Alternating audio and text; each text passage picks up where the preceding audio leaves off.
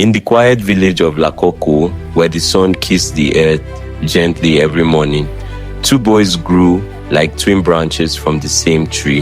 Their names were Ponle and Tobolo. They did almost everything together. So inseparable were they that strangers often mistook them for twins. Wherever Ponle went, Tobolo followed. They went to the farm together, fetched water from the stream side by side, hunted game in the forest, and danced shoulder to shoulder during the village masquerade festivals. Their bond was so pure and their behavior so upright that parents often use them as examples for their children. Can't you see Ponle and Tobolo? Why can't you be like them? Every evening, as the moon climbed into the sky, Ponle and Tobolo joined other village children at the village square to listen to Baba Jogo, the wise old storyteller whose folk tales were filled with deep wisdom and moral lessons. One night, after Baba Jogo finished a tale about friendship and betrayal, Ponle leaned close to Tobolo and whispered, "If I ever become rich, Tobolo, I will never forget you." Tobolo smiled and replied softly, "And if trouble ever finds you, Ponle, you will never face it alone." They sealed the promise with laughter, unaware that fate was listening. Years passed, and the boys grew into handsome men. Each married a beautiful wife from the village, and even their wives became close friends. Still, Ponle and Tobolo remained inseparable. Then one day, misfortune struck.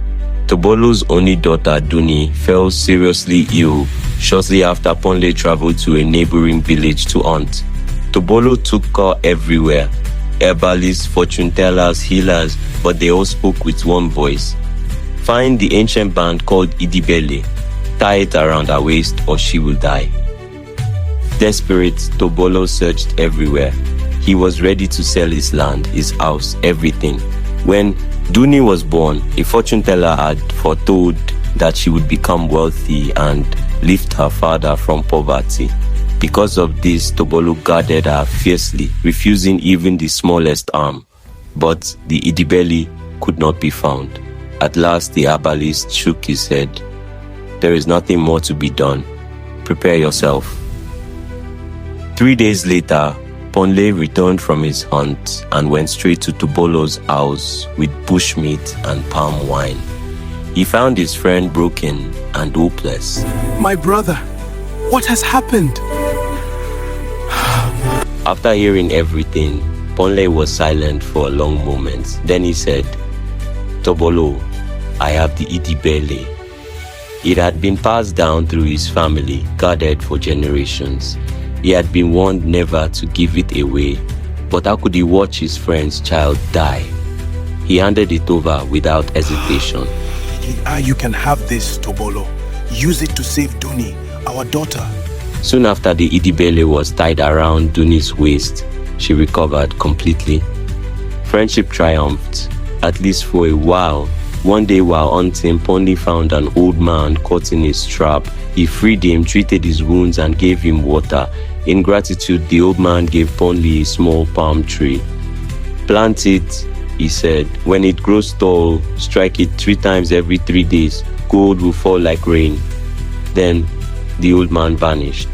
Ponle carried the palm tree carefully and took it home. On getting home, Ponle plants the small palm tree in the backyard of his house and he says, "I do not know your secret, but I will care for you as I was told." Every day, Ponle will nurture the tree and cared for it. When goats threatened it, he asked Tobolo for a round calabash to protect his palm tree to stop goats from eating the palm fronds. Tobolo agreed and gave his friend the calabash gladly. Soon, the tree grew tall, and the gold began to fall. Ponle became rich, very rich. He shared his wealth, helped the needy, and even supported Tobolo and his family. Soon, he became a famous person both in his village and abroad, and people coming from far and near to visit him, and Ponle, in his kind heart, will solve all their problems. Tobolo began to wonder how his friend got his wealth and riches, and he later found out that it was the palm tree at the back of Ponle's house. Then Tobolo became envious of his friend and riches, and thought to himself that if he had not given Ponle the round calabash to cover his palm tree, then the goats will have eaten the palm fronds and Ponle will not be a rich man that he is today. Tobolo tells his wife about Ponle's words, and that he was the one that gave his friend the calabash to cover the palm tree to stop goats from eating the tree. But now, the same palm tree has turned Ponle into a rich man who everyone in the village and beyond now look up to, he said with disdain and envy in his voice. His wife, who has also been jealous of Ponle's wife because she was always looking beautiful, wearing new wrappers every day, and even gives her some, advised her husband to tell Ponle to give him back his calabash, and if he cannot do that, they should cut down the palm tree and return the calabash. That way, Ponle will no longer be rich again. Tobolo, consumed by envy, listens to his wife and one day went to Ponle's house to request for the calabash he gave to Ponle to protect his palm tree. Ponle, I want my calabash back, Tobolo said angrily. When Ponle explained it could not be removed, Tobolo insisted the tree be cut down. Ponle tells him that the palm tree is now very big, so there was no way he could remove it. Tobolo in jealousy says he doesn't care, that all he wants is his calabash and it must be brought whole and unscratched. Tobolo tells Ponle that he must cut down the palm tree so he can remove his calabash in one piece. He does not want a broken calabash. Sooner than later, Tobolo gathered some laborers who would cut down the palm tree in Ponle's house. Ponle stood there looking sad, thinking about why Tobolo, of all people who he regarded as a friend and brother, could bring down his source of livelihood. Tobolo, grinning happily, made sure that the palm tree was cut down to the roots, carried his calabash and went home. On getting home, Ponle laments to his wife about what Tobolo, who he called his friend and brother, did to him. It's okay, my husband. Everything will be fine. Let's leave him to the gods. Ponle wept bitterly. You could feel the pain afar. His wife comforted and consoled him and told him to leave Tobolo to the gods, that he should just not consider him as his friend again. And so it was. Ponle lost everything. Ponle became poor again and went back to his hunting business, hoping one day fortune will smile on him again. Years later, Duni grew into the most beautiful woman in Lakoko, with a very beautiful face to behold and curves in the right places. She was even known to be the most beautiful lady in the hill village of Lakoko and was the attraction of all the men at the marriageable age. On many occasions, men would stop her on the way and ask for her hand in marriage, but she would respectfully turn them down. One day, a very handsome and wealthy man, whose name was Akani from another village, came to do business in Lakoko village and sighted Duni with a pot of water on her head coming from the stream. She was swaying her hips beautifully and the beads on her waist joined in the rhythm of her steps. The idibel that had been tied to her waist since childhood was still there also. Akani, the handsome and wealthy man, couldn't take his eyes off Duni cause she was too beautiful to behold. Akani followed behind her in his bicycle till she got home. Few weeks later, Akani brought a lot of things like tubers of yams, baskets of fruits, goats, and so on to Duni's parents, Tobolo and his wife, to seek their daughter's hand in marriage. Tobolo was so excited that finally his daughter would be getting married to one of the wealthiest people of their time. He called Duni and told her of Akani's intentions. Duni was also very excited to get married to Akani. He had seen Akani the other day and fell in love at first sight. Sooner than later, they began their wedding preparations. Akani has brought all the necessary things to marry Duni and perform the necessary rites.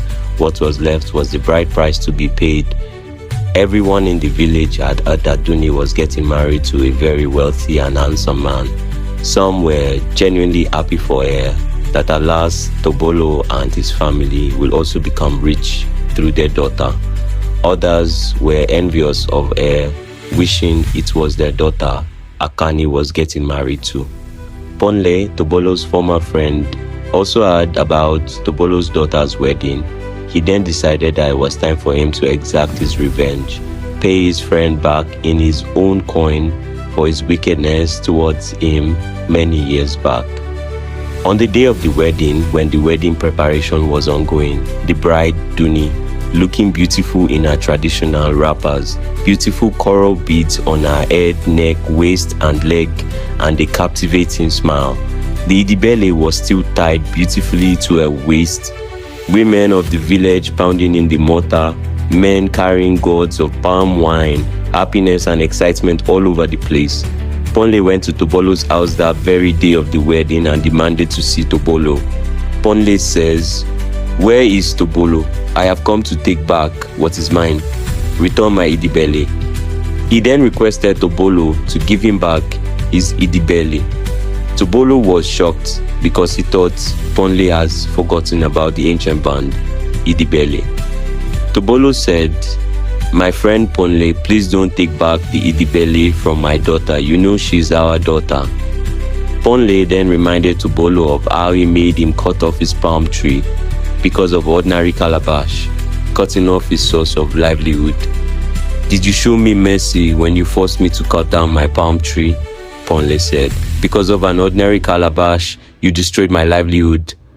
Tobolo said, "My brother, I am very sorry for what happened back then. I didn't know what came over me. I was just jealous you were doing better than me." Tobolo pleaded with Ponle, but all his pleas fell to his deaf ears. Tobolo then said, "Okay, you know Duni is now an adult, so it won't be easy to remove the idibele. I will cut it from my waist and bring it to you." Ponle then answered Tobolo angrily and said, "You will do no such thing to my idibele. I gave it to you intact, and I want it back intact. You will also have to cut Duni into two so I can have the idibele in one piece." Ponle, having said this, stormed away with Tobolo running after him and begging him. And so, the village never forgot that day. The drums that were meant to beat for joy fell silent. The songs prepared for Duni's wedding died on the lips of the women. What was meant to unite families instead uncovered the rot hidden in human hearts. The elders later said, "When jealousy enters a man's heart, it drives out reason, love, and memory." Tobolo learned too late that kindness given freely must never be counted. For once you begin to count it, it turns into a debt that poisons friendship. Ponle, on the other hand, learned that revenge is the fire. Though it burns the one it is aimed at, it also scorches the hands of the one who holds it. From that day on, parents warned their children, "Do not envy another man's blessing, for the gods distribute favors according to the heart. And do not repay evil with evil, for the gods see not only the wrong done to you, but the wrong you choose to return." Till today, when elders sit in the village square and tell this story, they end it with these words: "Wealth can be lost and found again, but once brotherhood is broken, even the gods struggle to mend it." And that is why the village teaches its children, guard your heart from jealousy, guard your hands from cruelty, and guard your friendships like sacred ground. For in the end, it is not riches that make a man wealthy, but the peace he carries within his soul.